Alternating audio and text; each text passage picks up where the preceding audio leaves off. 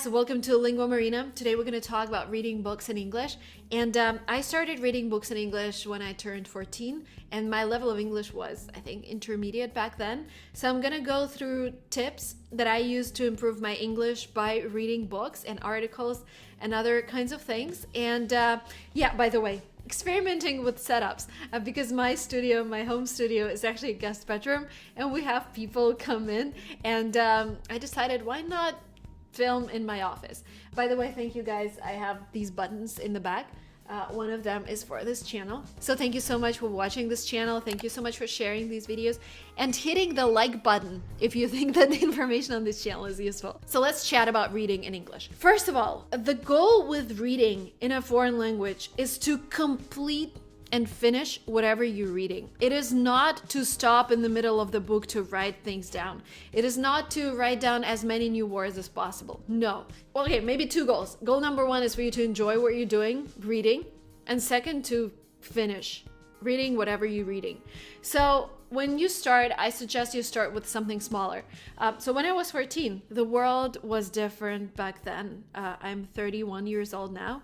And back then, there was there was internet, but I wasn't using it. I didn't have access to this internet thing all the time. I only had it on my computer, and I paid for every megabyte that I used. So it wasn't something I would do every day. But I went to the UK for the first time back then, and I realized, oh my God, I like fashion magazines. I like all of those Elle Girl or whatever magazines, and I try to buy as many as I could. Now you have this luxury of going online and just reading all the articles in Elle US or in whatever magazine that you're enjoying. So I got all of those magazines, and I realized even with intermediate, it was actually kind of easy for me to understand what's going on, because they had a lot of pictures, they had a very basic vocabulary, but I was learning a lot as well. I was learning a lot, like a purse, like those words that they would use to describe different clothing items that I haven't heard of before. So when you start, try to choose a topic that interests you the most. I would also suggest subscribing to people on Instagram who write posts. I write posts from time to time. I do stories about my life, but I also try to write things on the screen on top of my stories. So subscribe to Lingua Marina. This could be another potential source of information. But there are also a lot of other websites where you can read articles. I think articles like news articles or just articles about whatever is a great place to start. And when you read them, don't stop at every single word.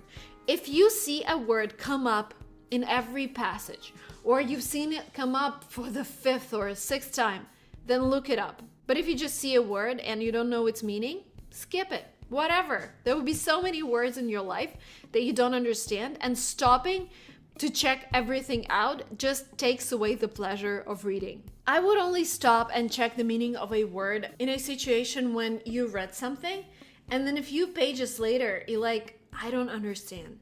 Like that word, what was it? Like a positive meaning or a negative meaning? And if that one word affects the upcoming plot, then yes, check it out.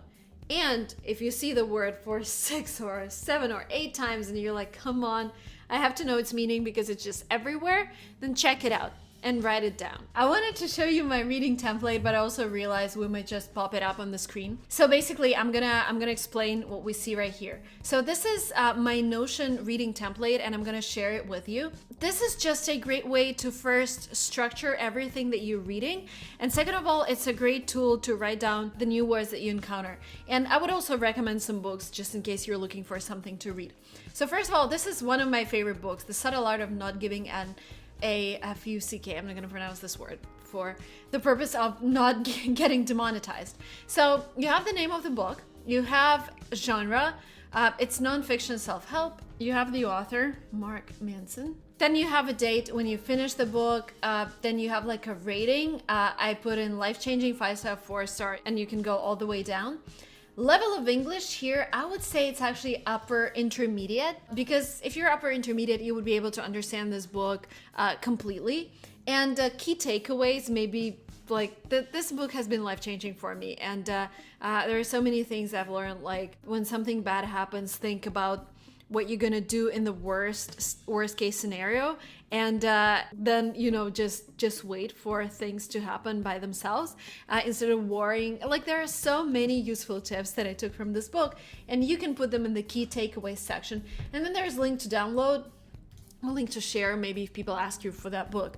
But basically, you can go through every single book using this template. And also, if somebody tells you read this book or read that book, you just put them in the list and you don't lose them, because otherwise we get so many recommendations on the books to read. I'm gonna recommend a couple more books, but before we go into recommending books, I would highly suggest that you check out Notion.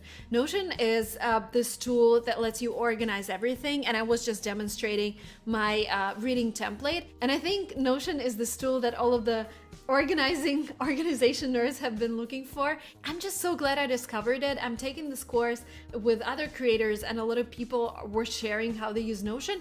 I was like, why haven't I used it before? And I started using it a few weeks ago, and it's just life-changing. Like, I have this reading template, I have my weekly planner here. I can quickly show you. This is my weekly planner with every single day, and I create schedules. So there are so many things that you can do with Notion, and it's also very useful for note taking. It's very useful for education, for learning English, for writing down new words. What I really like about it is that you can actually share it with other people. Like, for example, if you're learning English with a friend and you're reading a book together, you can always share your reading template with them, and they would also fill in stuff. Like, they will fill in words that they found useful. They will fill in their key takeaways. And if you can find the study buddy from another country, this is just another way for you to practice your English. So check out Notion. One of the best tools out there. I'm so glad I discovered it, and I'm really happy that they're sponsoring this video, because I just want you to know about this tool. I hope you start using it, and I hope you will be able to organize your life, you organize your studying process, and it will really help you structure everything that you learn on a daily basis in terms of English and in terms of other things. 3 more book recommendations. Essentialism by Greg McKeown, one of my favorite books as well. Upper